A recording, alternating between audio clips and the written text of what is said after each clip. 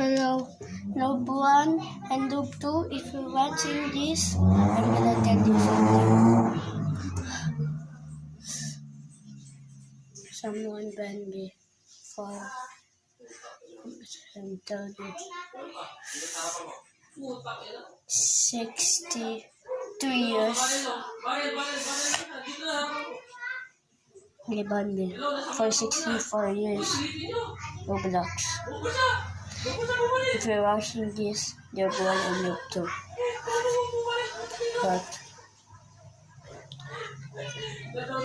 create some videos so I can meet you, okay? Deal?